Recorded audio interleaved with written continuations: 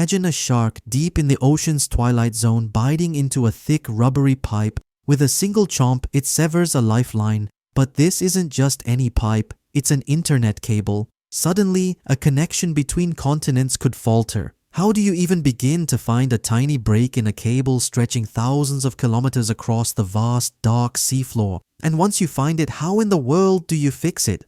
Hello and welcome. If you're new here, welcome to Amazing 5. Today we're gonna discuss again some amazing facts.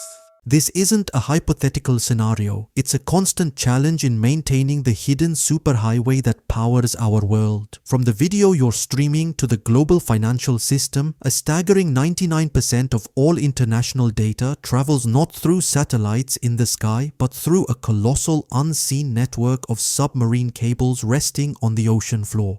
We use this highway every second, yet we can never see it.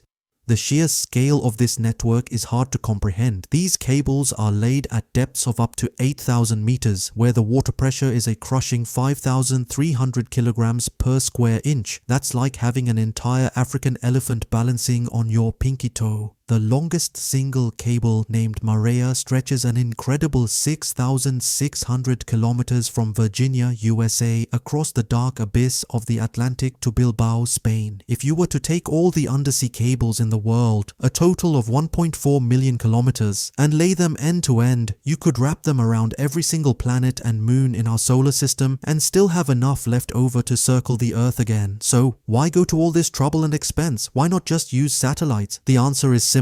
Capacity. A single one of these modern fiber optic cables can carry 4,000 terabytes of data per second. That's enough bandwidth for 80 million people to stream a 4K movie at the exact same time. By comparison, a satellite could only handle about 24,000 people doing the same thing. To match the capacity of the undersea cable network, we would need to launch a fleet of satellites so vast and expensive it's almost unimaginable. Cables are simply faster, more reliable, and vastly more efficient. The magic happens inside a core no thicker than a human hair. Data from your computer is converted from an electrical signal into pulses of light. A 1 in binary code is a flash of light, a 0 is darkness. These light pulses are shot down the hair-thin glass fiber. The light is kept perfectly trapped inside by a process called total internal reflection, where a surrounding layer called cladding acts like a flawless mirror, bouncing the light along its path for thousands of kilometers without letting it escape.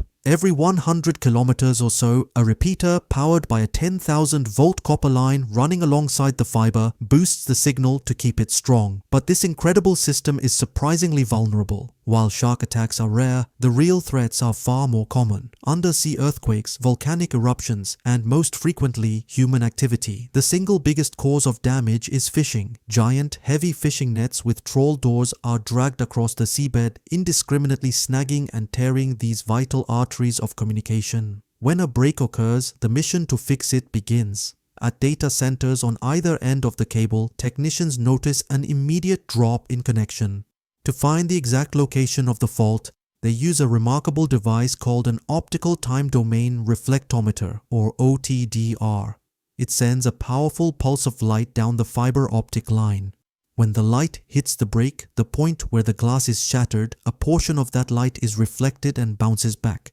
By measuring the precise time it takes for this echo to return, engineers can calculate the exact distance to the fault, often pinpointing it to within a few meters. Once the location is known, a specialized cable-laying ship is dispatched. The journey can take days. Upon arrival, a remotely operated vehicle, ROV, a kind of underwater robot, dives into the deep. It patrols the seafloor until it finds the severed cable. Using powerful grappling hooks, the crew on the ship carefully lifts both broken ends of the cable from the seabed to the surface. On the deck of the ship, which is essentially a floating high-tech workshop, a team of highly skilled technicians begins the painstaking process of splicing. They meticulously cut away the damaged sections and, using a fusion splicer, perfectly align and melt the hair-thin glass fibers from the old cable to a new replacement piece. If the damaged section is large or if the cable needs more slack to reach the surface, a whole new length of cable is added. After the repair is sealed in a waterproof joint, it is carefully lowered back to its resting place on the ocean floor and the internet's invisible heartbeat is restored.